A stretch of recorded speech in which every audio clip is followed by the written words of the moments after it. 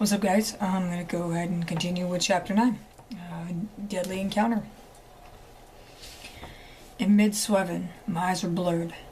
The room felt absent oxygen as I searched around as far as hazy eyes could see. The sound of dripping water reverberated like waves of a typhoon crashing violently against porcelain. As my vision cleared, it displayed a pellucid semblance in front of me. I captured Sky's silhouette through the fog sliding glass door, drawing in a deep inhale. I silently watched with enjoyment while my thoughts claimed a sensual occupancy within my mind. The water trickled down the length of her body as she pushed her hair back, standing with her back arched. Sky slowly bathed herself as she sensed my attentive gaze. I pinched the end of a freshly smoothed blunt, placing it between my lips. The flame ignited from the lighter, allowing excess smoke to enter my lungs.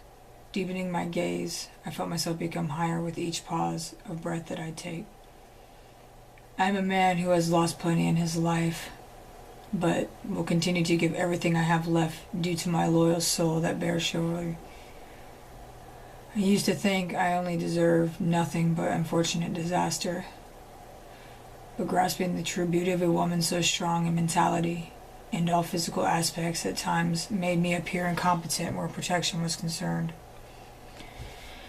I still couldn't help but to feel comfortable in my so-called misfortune, though I knew otherwise. Sky never ceased to amaze me. She never caused me to feel pain or anger, nor guilt or regret. In a literal sense, I wouldn't mind waking up beside her until I took my very last breath. Having her home filled with family photos hanging on the walls, and the furniture to her liking, coming home from work irritated from tripping over a small toy, only to quickly smile at the artwork that clung by magnetic letters all over the refrigerator. To rest without the worry of being killed every night, I lay my head to sleep. To feel those tremors nearly shatter my bones like glass when catching the light reflection from the circles that bound us together by troth.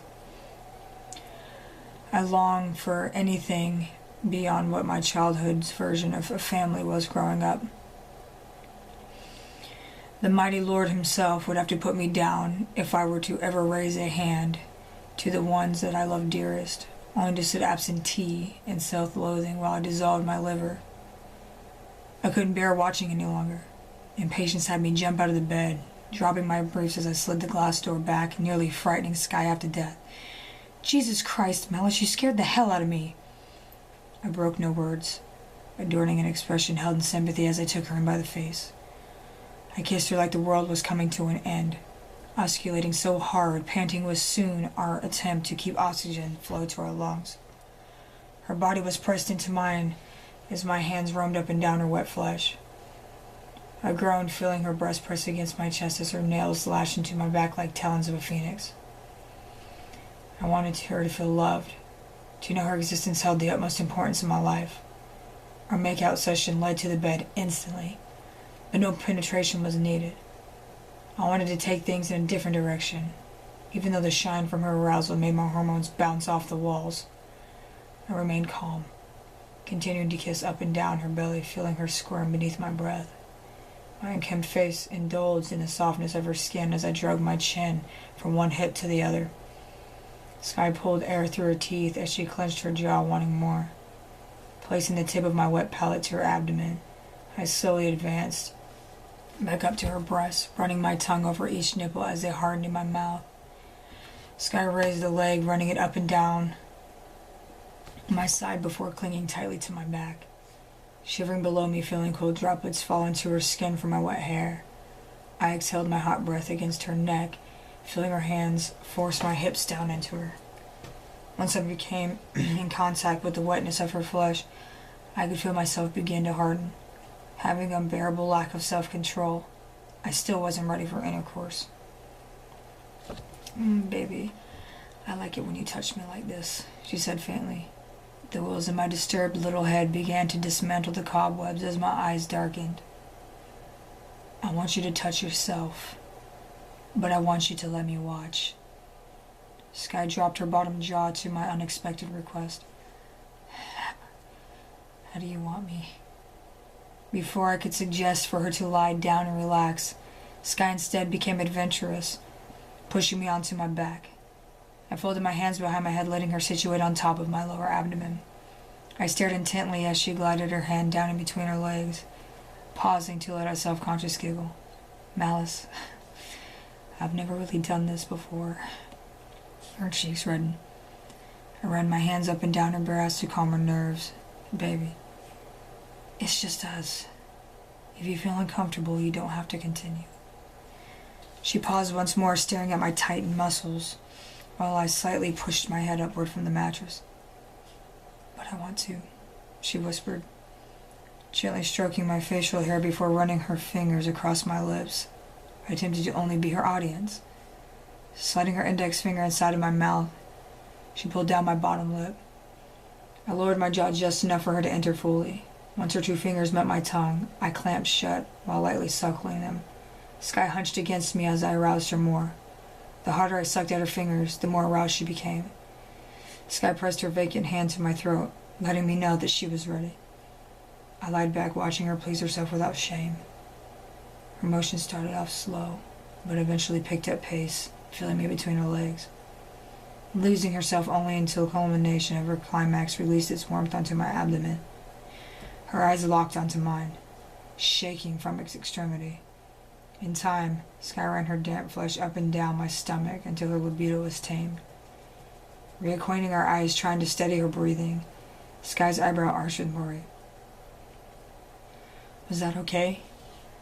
I was stunned that she would even ask that. Hell fucking yeah, it was. In fact, it was more than just okay, Sky. It was beautiful. She fell to my chest, listening to my heartbeat as her head rose and fell with my breathing. I know you have more of an experienced past than I do. Just know that you make me feel comfortable in every situation we've been in, no matter the hype of the subject. I don't mind exploring other ideas that you may recommend. I just want you happy, and I'll do whatever I can to ensure that that is always relevant. I sat up, intensifying my gaze. Sky, you always make me extremely happy. Her eyes pierced through mine as if she were trying to read my thoughts, but the words she longed to hear tore at my throat like barbed wire. I didn't know what the fuck I was waiting for. My heart tells me daily that I'm in love with this woman, yet my mouth refused to assure the fact. I know I'm hard to read, and that Sky was more than eager to know just how far my emotions ran with her. The timing just had to be right, in my opinion. Last time I loved, I nearly had my heart torn from my chest and thrown into a blender. Women are peculiar creatures. They can manipulate and poison the mind, but they also have the gift of infinite pleasure and an exceedingly high degree of satisfaction where affection is concerned. Having nothing in our plans for the day, I decided to let my spontaneous behavior run free. Get dressed, I said briskly. Sky jumped up, looking at me if I had lost my mind. You would rather be held captive in clothing than to lie all day in this bed with nothing covering us but sheets. I want to take you out. Her expression formed a pleased smile, and without any further conflict on the matter, Sky did as instructed. We tore through the streets of the city in the Chevelle until finding a place worth stopping. Walking down the sidewalk, Sky stopped at a small venue full of flowers. I stood by watching her run her fingers delicately over the silk petals. Her platinum blonde hair lay perfectly beneath the black beanie of mine that she had borrowed. Pulling a flower to her nose, my eyes made their way down the skin of her midriff, shown outside the tank top that matched in color. Making their way down her curves, my imagination was great enough to see through the fibers of her pants. Turning towards me, Sky gestured for me to take a whiff. Its sweet fragrance tickled my nose, causing me to sneeze. I blushed after totally ruining that moment, but Sky didn't mind. I asked the vendor how much, but the woman waved me off, letting Sky walk away and marry her. Continuing further down the sidewalk, letting the aroma of food reach its way into our hunger. A small pizza parlor had us at its door within seconds. Seated across from Sky, I watched her fizz it with the stem of her almond blossom. From the corner of my eye, I caught a glimpse of a strange man sitting 2 tables away, glancing at me over his newspaper. I shoved it off like it was nothing until his gaze remained persistent. Glancing back over in his direction, his eyebrow arched as my eyes, met his. What are you looking at? Some guy sitting over there trying to inaugurate a stare-off. Sky turned around, glancing over her shoulder. Hi, she sarcastically waved. Please stop staring at my boyfriend. He's becoming uncomfortable. Okay, thanks. The urge of laughter soon caused me to spit my beverage all over the table. The stranger sneered, yanking the paper upright to cover his face. Sky just shrugged while chasing her straw for a drink. The arrival of our pizza steamed on its metal pan in the center of the table. My eyes feast upon the masterpiece, causing my mouth to exceedingly salivate. Biting into a slice instantly scalded my tongue, but I ignored the pain to satisfy my hunger. Quite the connoisseur you are when it comes to food selection, Sky winked. Apparently I am when it comes to women too, I joked. An abrupt nudge to my shoulder immediately turned my smile into a frown. I looked in his direction to see that same man with the staring problem arrogantly pushed past me. Hey man, what the fuck is your problem? I stood to my feet. He turned around, giving a satanic smile. Oh, my son. It is not my problem that needs to be addressed. It is yours that has merely begun. He laughed sardonically before shoving his way out the front door. I plopped back down into my seat, seeing Sky stare at the ominous man while he exited. What the hell do you think he meant by that? I don't know, but it pissed me off. We finished our meal over an awkward silence. Our thoughts were so loud they cracked the barricade of the omission over a dead conversation. I had an eerie feeling leaving the restaurant as my pace absentmindedly quickened. The stranger from the pizza parlor was leaned up against the wall across the street, almost appearing to be standing in a wait. A smile formed on his face as he began heading our direction. Shit, I bit out. What is it? Sky? That man from the restaurant is in the middle of the crossing as we speak, and it looks like he's coming straight for us. Fuck, what do we do? She panicked. The only thing we can do, I paused. Run. We flew through the pedestrians on the sidewalk, doing all but knocking them over. This way, Sky yanked me down an alleyway. Running alongside the brick wall, I yanked at each handle of every business back door, trying to find one that was unlocked. Sky did the same on the opposite side, screaming when the man rounded the corner, sprinting straight for us. To our advantage, she found one open, yelling for me to follow. We zoomed down a narrow hallway filled with supplies and random mop buckets. Nearly tripping over a mop stick, I crashed into a shelf, instinctively throwing it over to block our follower's path. Trying to gain a lead, we ended up running through an active kitchen, slowing our pace to not cause notice. When our follower busted through the entryway, we took off once again, making our way through the entire restaurant. I slammed the front door open with Sky following suit. Traffic was at a halt from the red light, and I took that great opportunity to flee.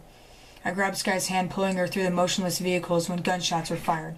We ducked in panic, trying to get to the other side safely. Sky yanked my gun from its holster, firing in his direction. Reaching the sidewalk, I tripped over the curb, hearing my ankle crack from a severe roll. Ah, fucking shit, that hurt. I groaned.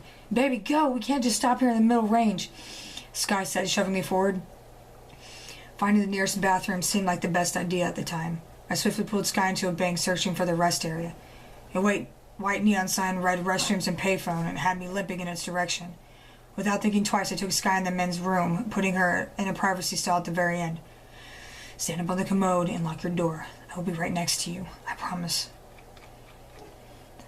I secured her position before going into the next stall over. The door of the bathroom flew open, making my heart pound.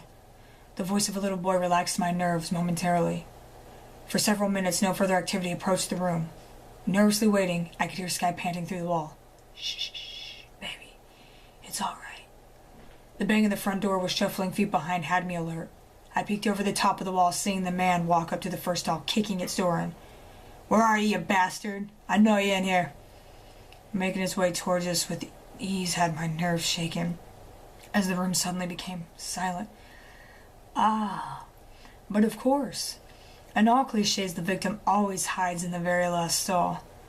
Before he could get to Sky's door, I busted mine open, shifting his balance. Turning to hit me, I grabbed his arm, holding it up and away from me while taking my other hand to his throat. I directed his weight straight into the sink, smashing the back of his head against the mirror. What the fuck is it that you seek? I pressed my forehead against his. Your fucking head, he hissed, cracking his skull against mine. I fell back, rubbing the swelling of my head while trying to fend him off. Skye flew out of her stall, clubbing the man on the head with my pistol. Falling limp before us, I took a hold of his shirt collar, beating him relentlessly. Why the fuck can't you just let me be?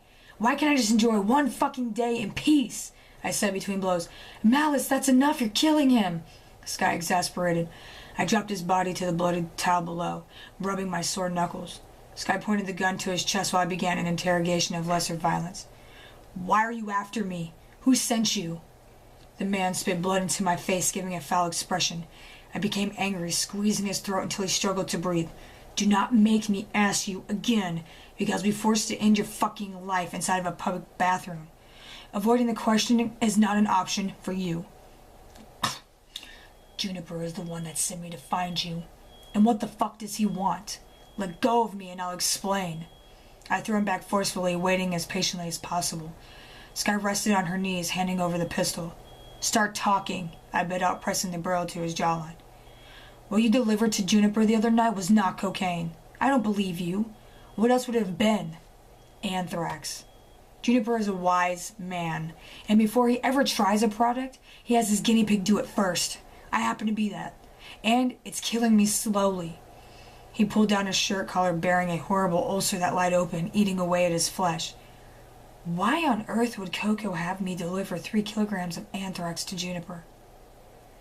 Don't you know their history? You must be under a false pretense, because the man you work for is a liar and a greedy bastard who deserves nothing but death. The mixed emotions had me feeling faint as my body entered a state of shock. What happened between Coco and Juniper? I'm continuing the rest of this on the next one. I'm getting into it, so give me 1 second.